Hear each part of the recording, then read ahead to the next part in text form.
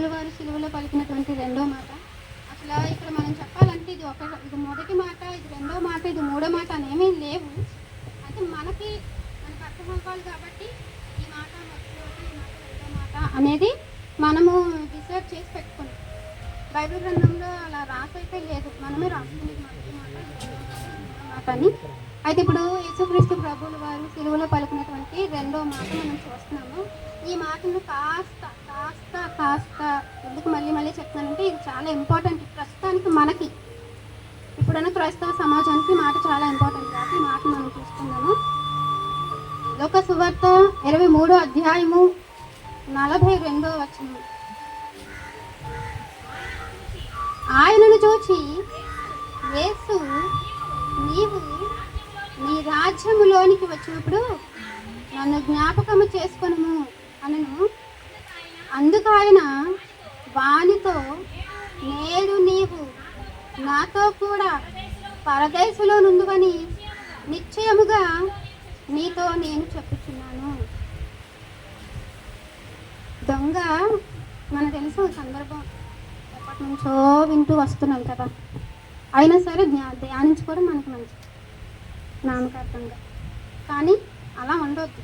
కాస్త మన ఆత్మీయ స్థితి ఎదగడానికి, ఒక మెట్టు ఎక్కడానికి ఈ మాట మనకు పనికొస్తుంది. అందరము రక్షణ తీసుకున్నాం, దొంగ రక్షణ తీసుకోలేదు, బాప్తిస్మంలో నేలలో మునగలేదు, ఏ సేవకుడు ఆయనకి బాప్తిస్మం ఇవ్వలేదు కదా. బాప్తిస్మం తీసుకున్న ప్రతి ఒక్కరు ఏం చేయాలట? ఆ మరణాన్ని ప్రచారం చేయాలట. ఒక దొంగ అది కూడా చేయలేదా? చేశారా? చేయలేదు. బలలో చేయముంచాడా? మంచలేదు. ఏమీ చేయలేదు. కానీ ఆయనకు వచ్చిన అవకాశం ఏంటి?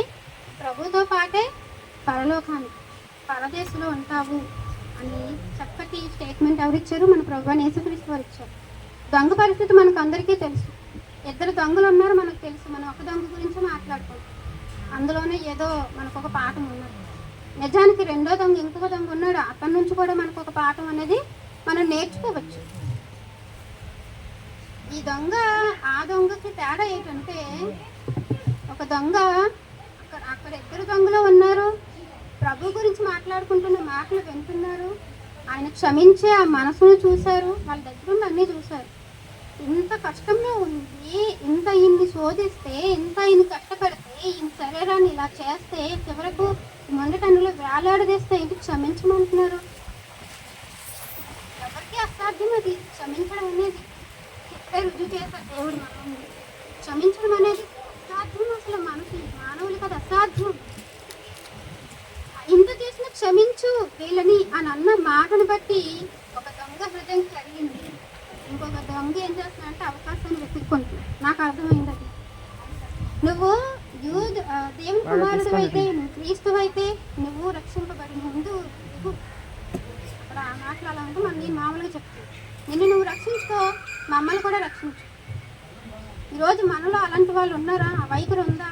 గమనించుకోవాలి, ప్రశ్నించుకోవాలి. ఈరోజు మనకు మనం ధ్యానించి వెళ్ళిపోవడం కాదు, ప్రశ్నించుకునే సందర్భం ఇది. మొదటి దొంగ ఏమన్నాడు? ఇదివైపు ఎడమవైపు వచ్చి మొదటి దొంగ రెండో దొంగ అని ఏటన్నాడంటే, నువ్వు